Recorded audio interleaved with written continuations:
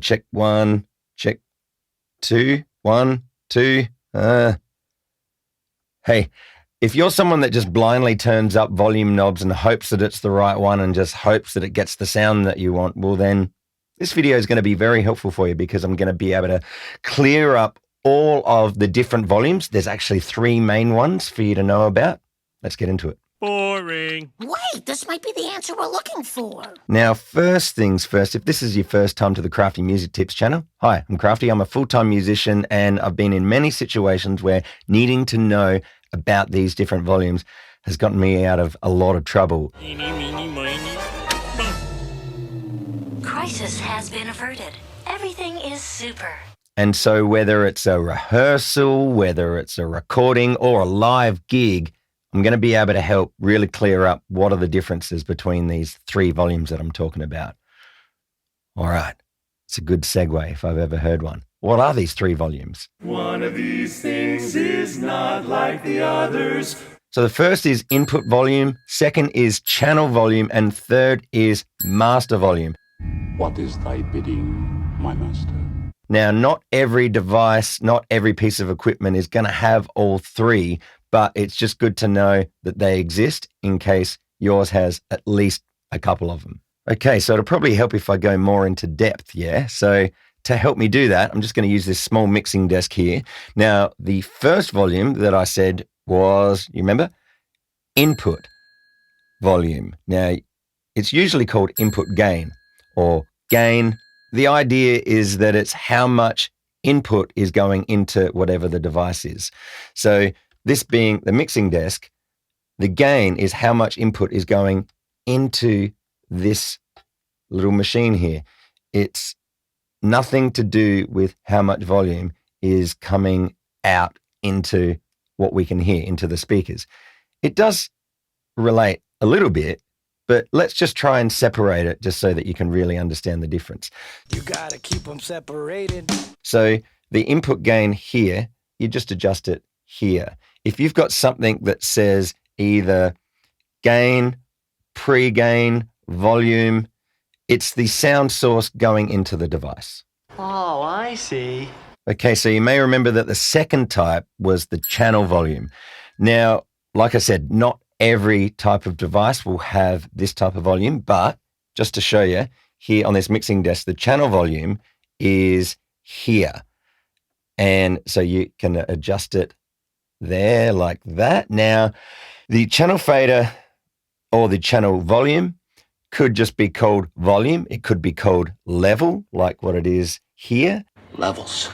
And the specific purpose of this channel volume is to send whatever input gain has been sent into this channel. It's to send it to the master, which is here. Now, not every desk, not every amp, not every device will have a different color. I like this desk because you're really clear on which one's the master, and they've put it in red because be careful with this because the master affects everything. You might think to yourself, oh, I just only want to turn up one channel, and you accidentally turn all of them up or all of them down. Or maybe you're thinking, it's not working, I've got the volume up, what's going on? But the master might be down. And so master might be called master volume, it might be called just master, it might be called volume, it might be called output. Here it's just called level stereo, so you've got to be able to read between the lines. Not all of these words that I'm giving you is going to directly relate to your device. They might be called something else. But yeah, so the master is the overall volume. But are you still master of your domain? All right, so if I take this one step further and show you what an input gain signal looks like when it's up too high or too low, then hopefully you'll understand a bit better. So check this out. I'm recording my microphone right now, and you can see I've got a pretty tame level there. That's a good amount of level going in. You could probably argue that it could be higher, but you don't want it as high as this. As you can see here, this is too much input gain.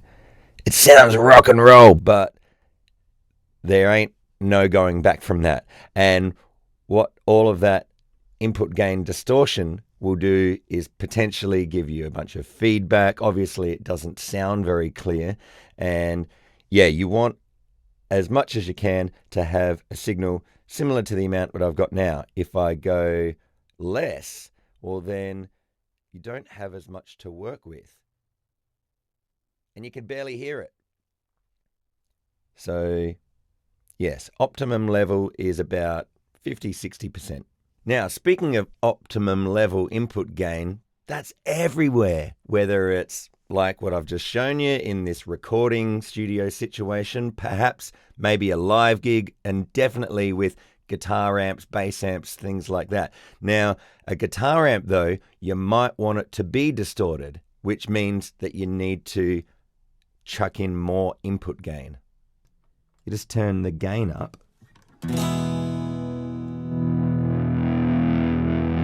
And the master down.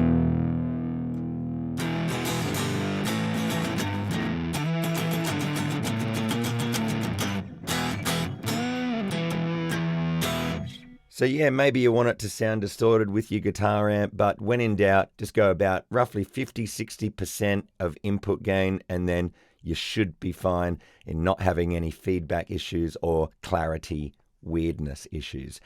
So there you go. Was that a helpful video for you? I hope it was. Let me know in the comments below. And also, while you're here, check out one of the other Crafty Music Tips videos here on the YouTube channel. There's a bunch that will potentially be helpful for you as well.